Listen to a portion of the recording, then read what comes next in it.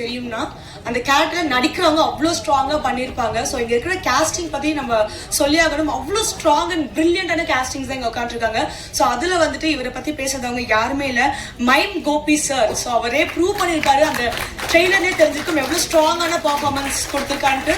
Sir can you have a few words?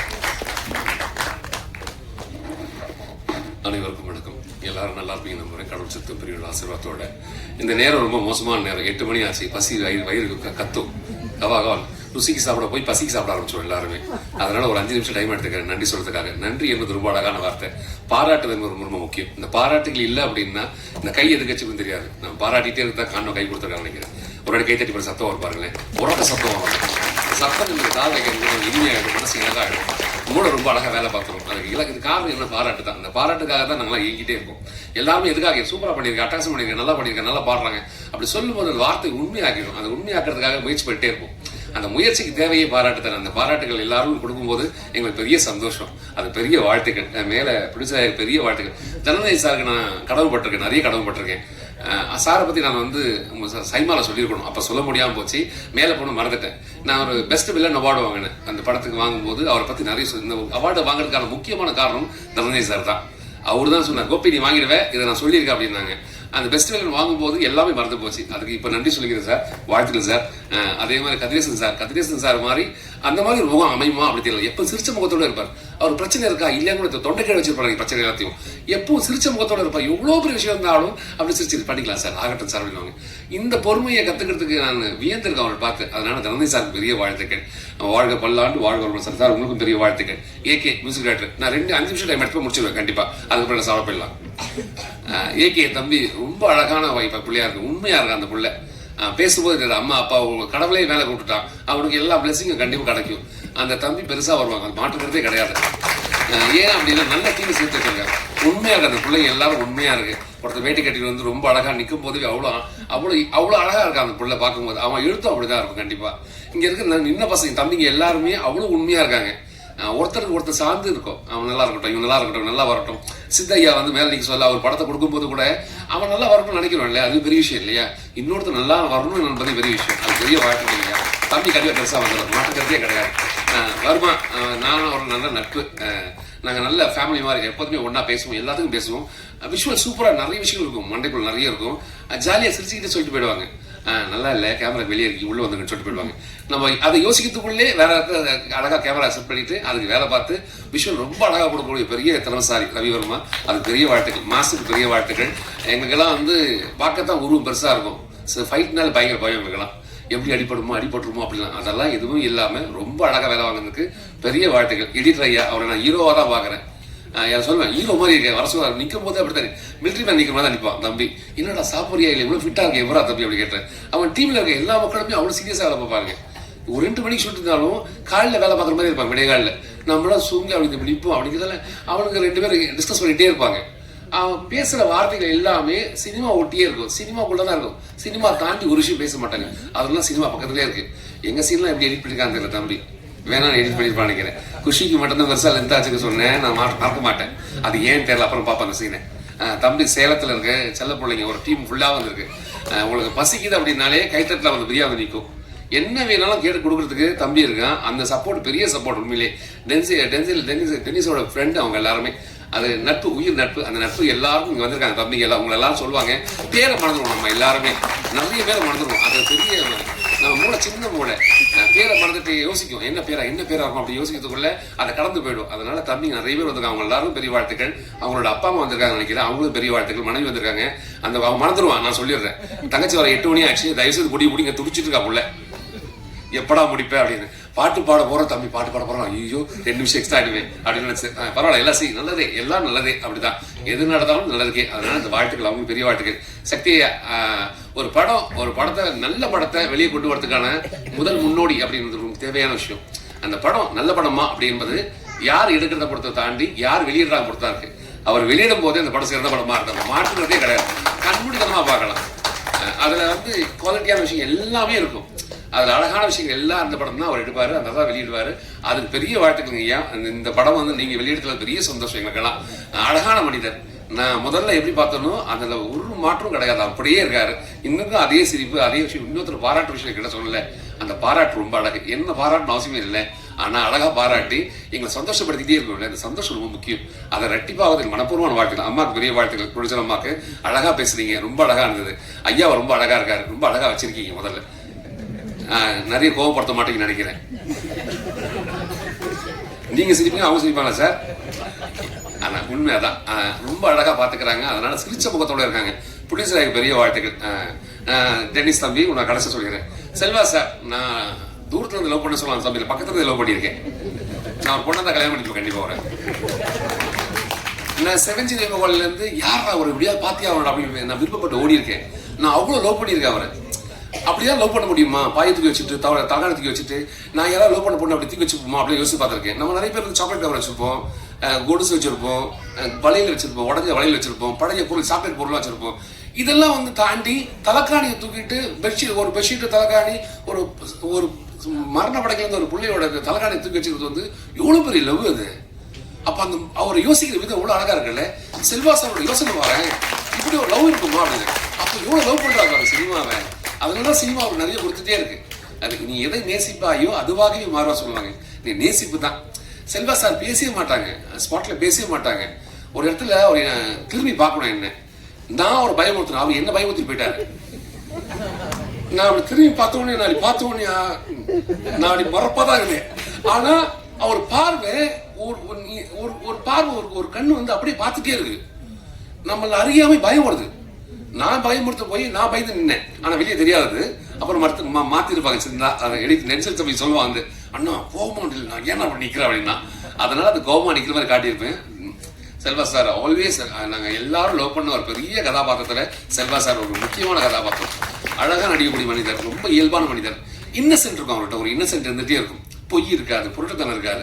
எதுவா இருந்தாலும் மூச்சு நேரம் சொல்லிட்டு போயிடுவாரு. எதுவா இருந்தாலும் அது ரொம்ப முக்கியமான விஷயம். முகத்துக்கு நேராக பேசுறதுக்கான ஒரு விஷயம் இருக்கு, ரொம்ப அழகு இல்லை அது. நிறைய பேர் முகத்துக்கு பின்னாடி தான் பேசிட்டு இருக்கோம், முதுகுக்கு பின்னாடி பேசணும். நீ முகத்துக்கு முன்னாடி பேசுறதுக்கு மக்களே கிடையாது. அப்படி ஒரு சிறந்த மனிதர் கூட நாங்கள் நடிக்கிறது பெரிய சந்தோஷம். நல்லா நடிக்கிற மக்கள் கூட நம்ம நின்னாலே போதும், நல்லா நடிக்கிறா தெரியுவேன். நான் அப்படித்தான் நின்று இருக்கேன், அதனால நல்லா நடிக்கிற மாதிரி தெரிஞ்சு. அது எல்லா மகளும் என்னுடைய செல்வா சாருக்கு தான். நான் லவ் பண்ணல, அவ்வளோ லவ் பண்றேன். லவ் யூ சார், எப்போ லவ் பண்ணிட்டே இருப்பேன். நீங்க என்ன பண்ணா லவ் பண்ணிட்டே, தூரத்துல இருந்து ரசிப்போம், பக்கத்துல ரசிப்போம். இதெல்லாம் பெரிய கொடுப்பனை எங்களுக்கு, கடவுளோட சித்தம். அதனால பக்கத்துல இருந்து பார்க்கறதுக்கான ஒரு பெரிய வாய்ப்பு கிடைச்சது. அதுக்கு டெனிஸ் தம்பிக்கு பெரிய வாழ்த்துக்கள். குஷி, பேர்லயும் குஷி இருக்கு, அவ எப்பவும் குஷியா தான் இருப்பா. இல்ல சொல்லாம சொல்லக்கூட தெரியாது. ஒரு முக்கியமான சீனு, அந்த சீன்ல வந்து நாங்க 2 பேரும் பாட்டு பாடிட்டு இருக்கோம். டென்னிஸ் வந்து சொல்றான், இது என்ன சீன் தெரியுமான்னு தம்பி சொல்றான். தெரியும் தம்பி அப்படின்னு. அந்த சீன்ல வந்து நான் வந்து மோசமான வில்லன், அந்த பிள்ளைய வந்து அபியூஸ் பண்ற மாதிரி இருக்கணும். நாங்க 2 பேரும் பாட்டு பாடிட்டே இருந்தோம், ரொம்ப ஜாலியா பாட்டு பாடிருந்தோம். முடிஞ்ச பிறகு சீன் முடிஞ்ச பிறகு எப்படி இருந்தது அப்படின்னா ஓகே அப்படின்னு. ஆனா எனக்கு தான் தெரியும் அது அதோட இம்பாக்ட் என்னன்னு அப்படின்னு. அந்த குஷி வந்து அவ்வளோ லைவா இருந்த பிள்ளை. அந்த பிள்ளை தமிழ் அவ்வளோ அழகா பேசுவோம். நீங்க பேசுவா பாருங்க, அப்பதான் புரியும் உங்களுக்கும். அவ்வளோ அழகா பேசுவா அந்த பிள்ளை, தமிழை கத்துக்கிச்சு. அந்த பிள்ளைக்கு பெரிய வாழ்த்துக்கள். தமிழ்நாடு என்ற ஒரு நாட்டுக்குள்ள உள்ள வந்து பெரிய வாழ்க்கையோட பெரிய வாழ்க்கை மனப்பூர்வமான வாழ்த்துக்கள். கௌசல்யா மேம் வந்து அவங்க எப்போதும் காலைல கேட்டுட்டே இருப்போம், கௌசல்யா சுப்ரஜா ராமன் அப்படின்னு அவங்க ஞாபகம் வரும்ல. அவங்கள அந்த பேர் கேட்காத மக்களே இருக்க மாட்டோம், எல்லாரும் கேட்டிருப்போம். அவங்க பேருக்கு ஏற்ற மாதிரி அப்படிதான் இருப்பாங்க. ரொம்ப இனிமையான மனிதர் அவங்க, எப்போதும் ரொம்ப அழகா வச்சிருப்பாங்க. அதுக்கு பெரிய வாழ்த்துக்கள் உங்களுக்கும். என் டென்னிஸ் தம்பி கடைசியை முடிச்சிடுறேன். ரொம்ப வருஷத்துக்கு முன்னாடி பழக்கம், உதயான ஒரு தம்பி மூலியமா எனக்கு டென்னிஸ் வழக்கமான தம்பி. முதல் ஒரு ஷார்ட் ஃபிலிம் எடுத்து நான் தான் பார்த்துட்டு ஒரு ஷார்ட் வந்து ட்ரெயின்ல இருந்து எட்டி பார்த்துட்டு கடத்தை கடிப்பாங்க. அப்படி இருந்துச்சு, ஏய் இன்னொரு தம்பி இப்படி பண்ணி வச்சிருக்கேன், சமீர எப்படி படம் பண்ண போறாரு. 2 படத்தை கூப்பிடவே இல்லை. நான் சொன்னது தப்பா போச்சு, ரொம்ப நல்லா பண்ணியிருக்கேன்னு. அதனால நீ வந்தா கெத்துருவான்னு விட்டுருவான் தம்பி. அது 2 படத்துல வாய்ப்பு இல்லாமல் போச்சு, அதெல்லாம் நடிக்க முடியாம போச்சு. அதுக்கப்புறம் நான் தம்பி வந்து 100 படத்தை நடிக்க சொல்ல தம்பி தான் எனக்கு கற்றுக் கொடுத்தான், டைலாக் கற்றுக் கொடுத்தான். அவன் கற்றுக் கொடுத்த டைலாக் அப்படியே நான் போய் அவன் என்ன சொன்னோன்னா காப்பி பேஸ்ட் தான் பண்ணிட்டு வந்தனால நான் பயங்கர பிரம்மாண்டமா தெரிஞ்சேன். செம்மையா படிக்க கூப்பிடல நான், இல்லை காரணம் எல்லாம் என் இயக்குனர் தான். இந்த படத்துல நான் ரொம்ப நல்லவனா காட்டிக்கிறேன். அப்படி ஒரு நல்லவனா நீங்க பார்க்கவே முடியாது. இப்படி எல்லாம் அக்பார் சிம்பல் போட்டு ஒரு நல்லவன் யார் அப்படின்னு நான் தான் காட்டுவாங்க. என்ன அப்படி ஒரு அழகான ஒரு கதாபாத்திரத்துல என்னை இயக்குனது எல்லா புகழும் என் இயக்குனர் மட்டுமே சாரும். நான் நல்லா நடிச்சிருக்கேன் அப்படின்னா அந்த புகழ் இயக்குனருக்கு. நான் சரியா பண்ணல அப்படின்னா அந்த புகழ் என்னது. ஏன்னா சரியா உள்வாங்காம சரியா பண்ணாம போயிருப்பேன், அந்த தவறு என்னது. நல்லது மட்டும் அவன் தம்பிக்கு மட்டும் சேரும். இந்த உலகத்துல எல்லா விஷயமும் ரொம்ப அழகான விஷயங்கள் தான். நீங்க பாக்குற கண்ணோட்டத்தை கொடுத்தாங்க. இந்த கண்ணோட்டத்துக்கு ஜிகே எனக்கு பெரிய வாழ்த்துக்கள். எங்கள் போட்டோ எடுத்தமைக்கு அனைவருக்கும் பெரிய வாழ்த்துக்கள், எல்லாருக்கும் பெரிய வாழ்த்துக்கள். தங்கச்சிக்கு பெரிய வாழ்த்துக்கள்மா, தொகுப்பாளருக்கு பெரிய வாழ்த்துக்கள், பாட்டு பாடம் எல்லா தம்பிக்கும் பெரிய வாழ்த்துக்கள். வாழ்க பல்லாண்டு, வாழ்க பலமுடன். மறக்காம எல்லாரும் தியேட்டருக்கு படத்தை பாருங்க. நான் தான் ஆண்ட வயது கை கொடுத்தா சொன்னேன். இந்த மேடையில் ஒன்னே ஒன்று சொல்றேன். மைண்ட் கோப் சார்ட்ட பழகுற வரைக்கும் உண்மையிலேயே இப்படி ஒரு வில்லத்தனமான கேரக்டர் பண்ணிக்கிட்டு இருக்க ஒரு இப்படி இருப்பாருன்னு தெரியாது. அவர் நல்ல நடிகர்னு சொன்னதை காட்டில ஒரு நல்ல மனிதர் சொல்லணும். அவர் கூட உண்மையிலேயே எனக்கே அப்படின்னு ஒரு ஆன்மீகத்துல வந்து பாத்தீங்கன்னா அப்படி ஒரு இன்வால்மெண்ட் ஆனது. எல்லா ப்ரொடியூசர்ஸுமே நல்லா முதல்ல நினைப்பேன், சார் இது பெரிய சம்பளம் கேட்பாரு வைப்பாருங்கிறது. எனக்கு ஒரு ப்ரொடியூசர் ஃபோன் பண்ணாரு, சார் மைப் சார் ரேட்டு கேட்டேன், என்ன சார் சொன்னார். இல்லை உங்களுக்கு என்ன கொடுக்க முடியும், அவ்வளோதான். நான் கேட்கறேன், நீ என்ன கொடுக்க முடியும், அதை கொடுத்தா போதும். இந்த மாதிரி சினிமாவில் உண்மையிலேயே நம்பியார் சாமிக்கு அப்புறம் இந்த மாதிரி கேரக்டர் பண்ணிட்டு ஆன்மீகத்தோட தொழிலுக்காகவும் சினிமாவிற்காகவும் இருக்கக்கூடிய ஒரு மிக நல்ல மனிதர் இந்த மேடையில் அவர் இருக்கிறதா நடித்து.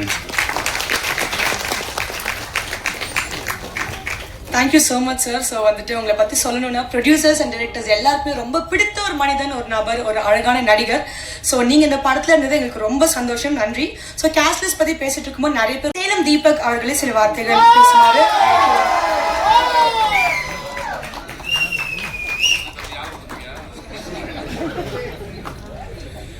எல்லாருக்கும் வணக்கம். பின்னால் நின்றுட்டு இருக்கீங்களா, ஃபஸ்ட்டு எங்களை மன்னிச்சிருங்க. ரொம்ப நேரம் ஆச்சு. மனசுக்குள்ளே ஏதாவது திட்டுறதுனா இருந்தால் கூட வெளியில் வந்தோன்னே திட்டிருங்க. மேடையில் இருக்கும் பெரியவர்கள் அனைவருக்கும் என் வணக்கத்தை தெரிவிச்சுக்கிறேன்.